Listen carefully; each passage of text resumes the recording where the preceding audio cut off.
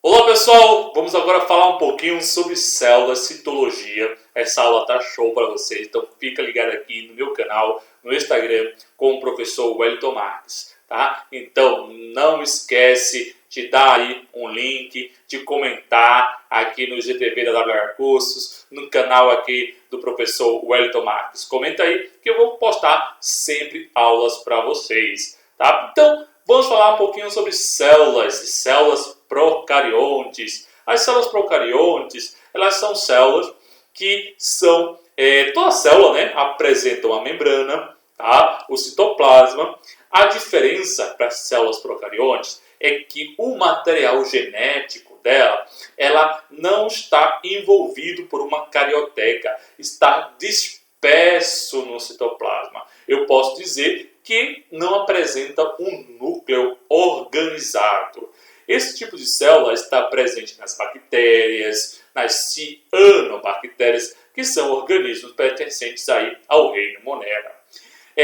Então, o citosol, ou citoplasma, ele é um líquido viscoso, composto aí principalmente por água. E o seu DNA, o seu nucleóide, podemos dizer aí, está disperso nesse citoplasma. Além do material genético, o DNA apresenta aí ribossomos, que são importantes para a síntese de proteínas, tá?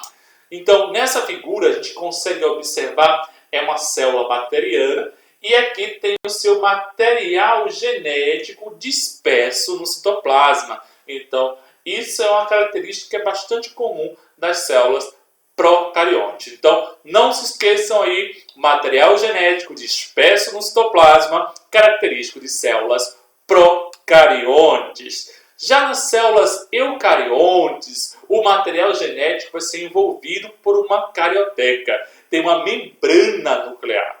Podemos dizer que o núcleo é organizado, tá? Então, geralmente os animais, os protozoários, que são representados pela amepa, Trypanosoma cruzi, eles são aí do reino protista, apresentam esse tipo de célula, os fungos do reino fungi, os vegetais e também os animais a qual nós pertencemos, tá? Então, os componentes básicos de uma célula eucarionte são quatro: o citosol, as organelas citoplasmáticas e o citoesqueleto. Então, observem aqui, nessa célula eucarionte, observem que o núcleo ele está envolvido por uma membrana nuclear chamada de carioteca, tá? E possui inúmeras organelas, como as mitocôndrias, lisossomos, retículo endoplasmático rugoso, liso, peroxissomos,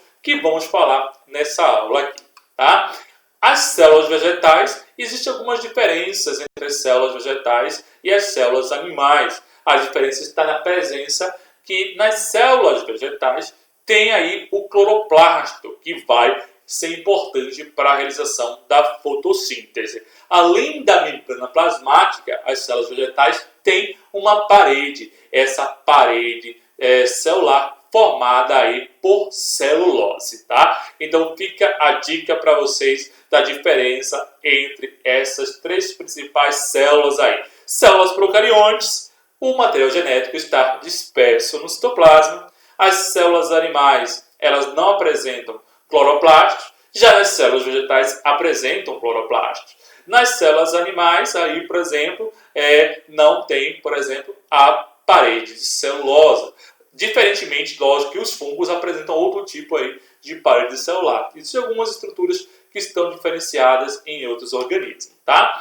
Então, quais são os componentes do citoplasma? Temos aí o citosol, ou hialoplasma, que é um material gelatinoso, ele é rico em água, substâncias e tem as organelas celulares e o citoesqueleto. É nesse citoplasma que ocorrem as reações metabólicas, ou seja, toda a vida da célula ocorre aí nesse citoplasma. O citoesqueleto, que está presente somente nas células eucariontes, também isso é um dado importante, uma diferença aí, para você não cair em pegadinhas no Enem, tá? Que envolve, tá certo? O citoesqueleto, teoricamente, vai dar a morfologia da célula, vai ser importante para movimentos, tá? Que eu vou falar posteriormente para vocês. E temos aí as organelas celulares, que está presente somente nas células eucariontes, com exceção dos ribossomos. Lembra que eu falei que os ribossomos estão presentes também nas células procariontes, que são responsáveis por quê? Pela síntese de proteína, tá? Vamos falar agora do citoesqueleto. Então, como vocês podem observar nessa figura, tá? Só está o citoesqueleto, ou seja, esse arcabouço que vai dar a morfologia da célula. Então, existem células com morfologia estelares, células cúbicas, células cilíndricas, tá? Então, o citoesqueleto, ele vai dar essa morfologia. Então, ele define a forma e organiza de forma interna a célula. Então, ele também possibilita o movimento, tá? Ou seja, de materiais no interior dessa célula. Ou seja, quais são esses movimentos? Temos a ciclose, tá? Movimentos ameboides, que seria justamente um exemplo clássico, é as células de defesa do corpo humano. Ou seja, quando uma bactéria penetra no nosso corpo humano, os leucócitos saem dos vasos sanguíneos e vão para o local da infecção. Esse processo é chamado de diapedese. Então, as células de defesa têm os seus falsos pés, os pseudópodes, né? E vão andar, teoricamente, para fazer o processo de fagocitose e destruição desse patógeno, tá? Então, aqui mostrando basicamente essa célula aqui, ou seja, a ciclose, tá? Que é o quê? Que é o contínuo movimento de organelas no interior do citoplasma. Ou seja, importação, a distribuição, ou seja, é toda a comunicação interna no interior da célula. Tá? E temos aí o que? Os movimentos ameboides, como eu falei agora há pouco, né? Esses pseudópodes, que pseudo falsos pés, que vai fazer com que algumas células consigam se locomover. Tá? Então, dentro da célula, tá, tem inúmeras organelas lá no citoplasma que são importantes para o funcionamento, que elas vão desempenhar funções específicas que para manter realmente o funcionamento da célula. E quando a gente fala funcionamento da célula, funcionamento do tecido, funcionamento do órgão, funcionamento aí do corpo, ou seja, da estrutura corporal inteira, tá? Então, vamos falar primeiramente aí do retículo endoplasmático rugoso, esses tubos membranosos que apresentam aí ribossomos aderidos a ele, e a função principal dele é proteínas, função de transporte, de proteger, ou seja, de proteger não, de exportar essas proteínas, tá certo? Então, lembrando que o núcleo vai ocorrer a síntese, tá? Lá junto com o ribossomo, e esse retículo endoplasmático ele vai transportar para um local específico, né? Então essas proteínas elas tiveram um custo energético para a célula, então elas precisam ser transportadas de formas adequadas. Também elas vão ser responsáveis pela produção de enzimas lisossômicas, que vão ser importantes para a digestão intracelular. O retículo endoplasmático rugoso, tá? Temos agora também o retículo endoplasmático liso, que não apresenta ribossomos. Esse retículo endoplasmático liso, ele vai estar relacionado com a síntese de ácidos graxos, de fosfolipídios, de esteroides, tá? Esses lipídios são importantes aí, por exemplo, para a nossa membrana plasmática. Observação aí que importante é que as células do fígado, as gônadas, né, células das gônadas sexuais, eles estão encontrados na grande quantidade de retículo endoplasmático liso. Então, existe uma relação entre funções comuns entre o retículo endoplasmático rugoso e líquido. Transporte de substâncias, né, no caso, o rugoso de proteínas, o liso de lipídios e também, aí vice-versa, o seu armazenamento. Então, aqui a gente pode observar, que eu falei anteriormente, a síntese, né, lá no núcleo. Então, toda a maquinaria metabólica que vai estar responsável pela síntese proteica, e aí o RNA, né, mensageiro que vai ser lido, que vai ser traduzido, e aí depois vem o ribossomo, o RNA transportador, que vai transportar, ou seja, toda a maquinaria, e aí a importância do retículo endoplasmático. Tá? Então, essa relação dos ribossomos, retículo endoplasmático rugoso e retículo endoplasmático liso. Tá? Os ribossomos, eles são constituídos aí por duas subunidades. Tem a subunidade menor e a subunidade maior. Tá? Ambas, ou seja, elas só vão estar juntas durante o processo de tradução de proteínas, ou seja, quando ocorrer a síntese de proteínas. Quando não, elas estão separadas, tá certo? O complexo de Golgi ou complexo golgiense, ele é constituído aí por essas bolsas membranosas, essas cisternas empilhadas, a função de Golgi, síntese de carboidratos, e só lembrar aí a dica, secreção e armazenar, ou seja, armazenamento celular. Então, quando eu vi a palavra secretar e armazenamento de Golgi, eu vou lembrar, tá?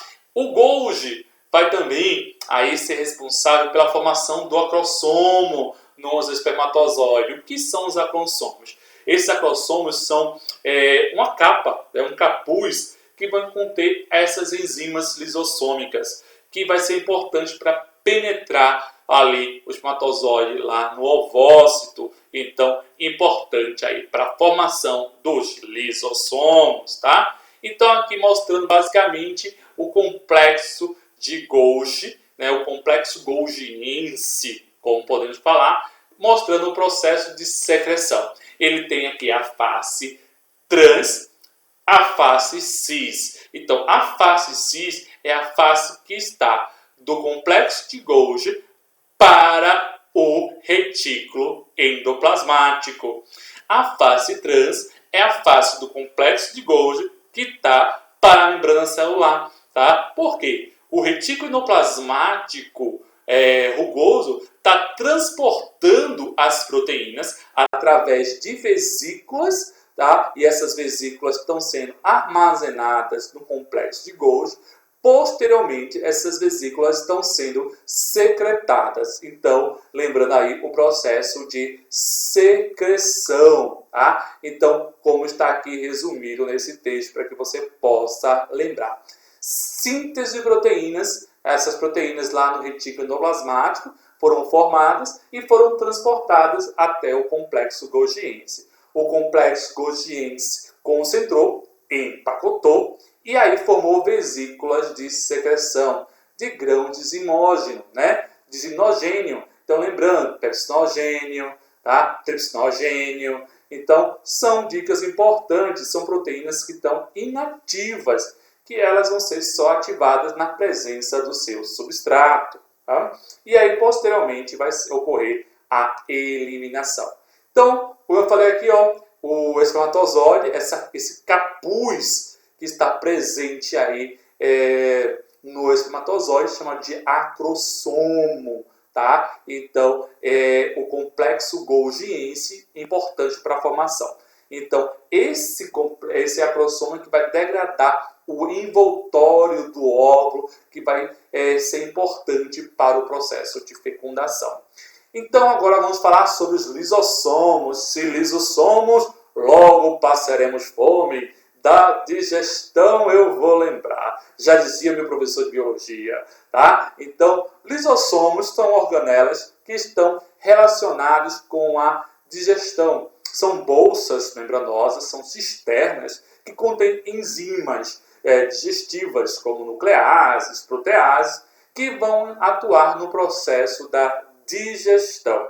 Essa digestão ela pode ser intracelular, chamada de heterofagia ou autofagia. Tá? Então, vamos diferenciar. Então, os lisossomos, quando eles são recém-produzidos lá pelo complexo de Golgi, pelo complexo golgiense, eles vagam pelo citoplasma até se fundir com bolsas membranosas contendo material a ser digerido. esse material que foi o quê? Fagocitado, que foi englobado. Não, nesse caso, tá? Quando essa fusão não ocorre, eles são denominados de lisossomos primários. Ou seja, os lisossomos primários são aqueles que não têm o material para ser digerido. Quando ele se difunde com essas bolsas membranosas com material para ser digerido, eu tenho aí o lisossomo secundário. E aí o que acontece? Há dois tipos de digestão. Temos a heterofagia e a autofagia. Então, a heterofagia é o material genético a ser digerido. Material genético não. O material que vai ser digerido, né? Ou seja, que foi proveniente da pinocitose ou da fagocitose. Então, temos dois tipos de digestão.